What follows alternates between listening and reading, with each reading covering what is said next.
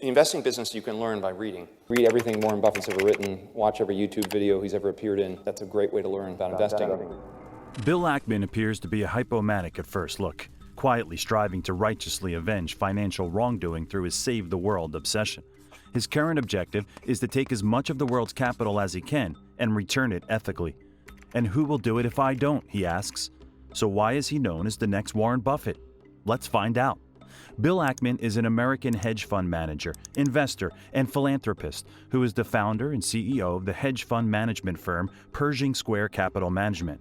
As someone whose investment strategy involves financial activism, you may have heard him being called an activist investor. In this video, we will be looking at some of his significant investing moments that will explain why Forbes named him Baby Buffett. Bill Ackman announced a hostile attack against Herbalife on December 19, 2012.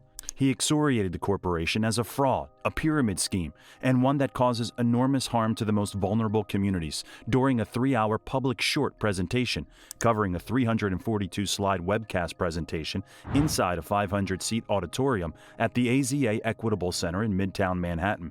He referred to the firm as a modern-day Ponzi scheme that should be shut down by federal authorities.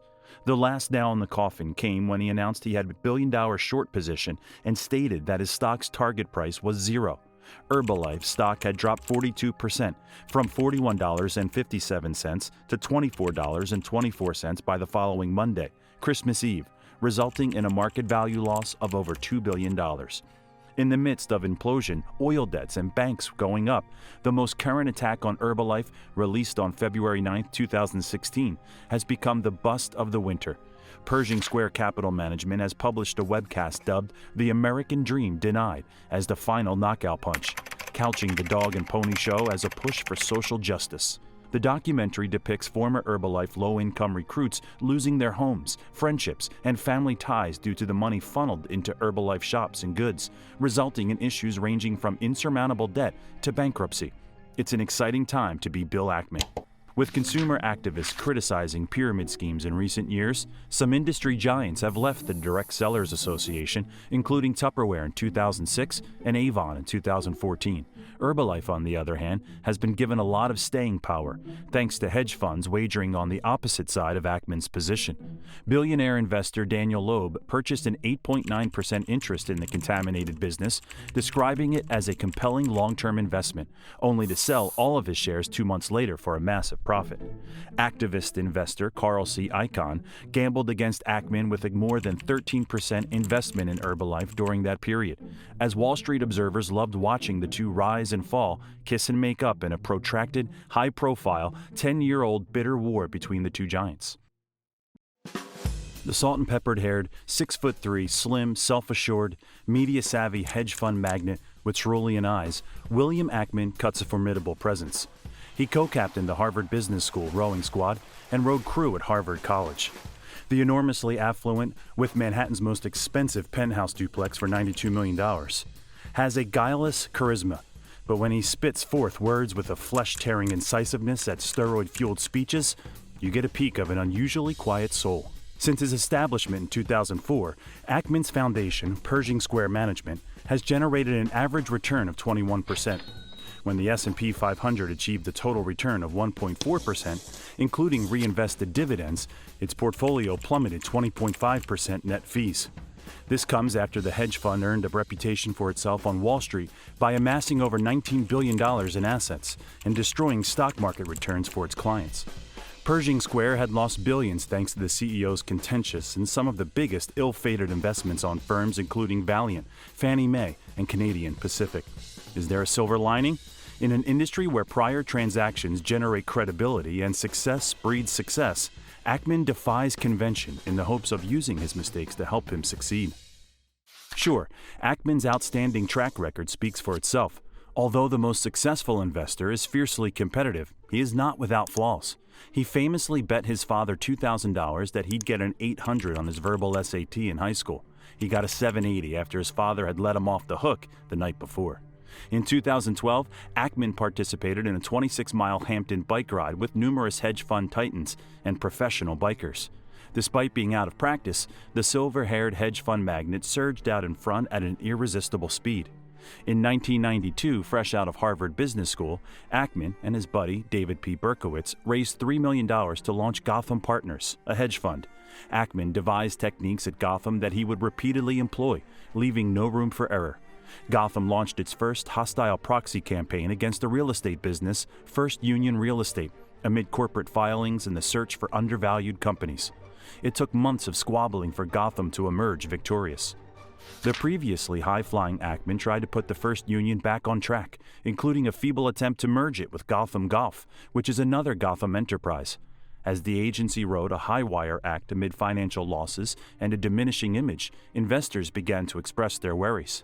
After several illiquid investments left him unable to recover from an increasingly grave condition, Gotham Partners faded out in late 2002, more than a decade later. The turning point came when he lost extensive holdings in JCPenney, Borders, First Union Real Estate, and Target as a result of poorly timed activism and leadership changes. According to his critics, his theatrics, enormous ego, and loud tongue make him stand out in the hedge fund sector. Others fear that his fund is on the verge of collapsing. His portfolio consists of a dozen or so larger, riskier wagers on a few firms. It's impossible to dispute that Ackman honed a strategy that he would repeatedly utilize throughout his career at Gotham. He went for large targets and staged his confrontations in a dramatic atmosphere with bombshell statements that are more about the action than the words. When he initially ventured into activist short selling in 2002, he used this strategy. He published a well-researched report criticizing the Federal Agricultural Mortgage Corporation's management and reserve levels. Farmer Mac's stock had plummeted in value in just 6 months, clearing the door for a rapid gold rush for Gotham, which had sold its shares short. MBIA, a bond insurer, was right on the money when Ackman made a long bet that paid off at the time of the financial crisis of 2007. Without a doubt, Ackman has a stellar track record. In Forbes and Bloomberg's 2014 list of the world's most excellent hedge fund managers, the head of the $14 billion hedge fund was crowned top dog. Pershing Square made a 40% profit thanks to a massive and risky bet on Allergan, the Botox company, which accepted a $66 billion hostile acquisition approach from activists. While a short bet on Herbalife backfired in 2013, it paid off in 2014, boosting his hedge fund's earnings. Before its IPO on Euronext Amsterdam, Pershing Square raised $3 billion in a fund offering. Despite the fact that the bulk of hedge funds struggled in 2014, Ackman stood out even more. Unlike traditional bigwigs, aka some of the world's most successful investors like Carl Icahn, Dan Loeb, Nelson Peltz, who purchase shares and then devise a strategy to repair a firm, Ackman would kill a corporation. Like him, people who wager against corporations have long been demonized because they appear to be attempting to hurt them. We would know a lot less about Herbalife today if Pershing Square didn't have a strong financial motive to probe the firm. Few perceive it as a snub, but then again, not everyone can see the Ackman magic. Herbalife isn't being pursued by Ackman because it sells weight loss shakes. His problems originated from the fact that it was a multi-level marketing firm, or MLM. If Herbalife fails, the Bond King has pledged to donate his portion to charity because any profit from such a bad company is blood money to him. Sure, he expects the stock to drop, but he also stated that he expects it to sink to zero. Herbalife stock has lost approximately a fifth of its value in recent years as word spread that regulators are looking into whether the business breached the law. After all, even without advertising, Herbalife has a $2 billion brand. Multi-level marketing, in which your friends and family become salespeople, fosters an innate sense of trust, which helps businesses generate sales. These programs are not common among persons of higher socioeconomic status. It is essentially a game that most Wall Street CEOs are uninterested in. There are hundreds of MLM companies all over the world, and the sector generates more than $180 billion in yearly income. If the Federal Trade Commission intervenes and declares the weight loss corporation linked to a social dynamic to be a pyramid scheme, the company's operations in the United States will be shut down, and the stock price will drop to zero. As a result, this may be the shortest and most unfriendly short ever written. This has been dubbed blatant market manipulation by others. The famed activist investor called the next Warren Buffett has no plans to give up the game anytime soon. Ackman was asked how long he's willing to sit on this bet in a CNN interview. Ackman replied, "We're not sitting, we're shouting from the rooftops. They've never had someone like me prepared to tell the truth about the company. I'm going to the end of the earth." If the government comes out and determines this is a completely legal business, then I will lobby Congress for them to change the law. I had a moral obligation. If you knew that Bernie Madoff was running a Ponzi scheme and you didn't tell anyone about it, and it went on for 33 years. After Valiant Pharmaceuticals, Pershing Square had a 20.5% loss in 2015. It shows how erratic the activist investors' returns could be, especially following a 40% gain in 2014. Ackman did not put the blame on the unfair force of gravity in the turbulent world of hedge funds in a year-end letter from Pershing Square, which addressed the hedge funds' peak-to-trough fall. I have often stated that in order to be a great investor, one needs first to have the confidence to invest without perfect information at a time when others are highly skeptical about the opportunity you are pursuing. This confidence, however, has to be carefully balanced by the humility to recognize when you are wrong, he wrote. While no one here is enthusiastic about delivering our worst performance year in history in 2015, it certainly does a good job reinforcing the humility side of the equation that is necessary for long-term investment performance. Humility, you ask? Fortunately, he says, the lessons we learned in 2015 should be easy to avoid in the future. In 2008, we died as a result of our arrogance. However, if you're Bill Ackman, your Superman complex may be able to save us. Ackman refuses to admit defeat. His kind demeanor is what attracts opponents to his tenacious yet effective form of activist investment.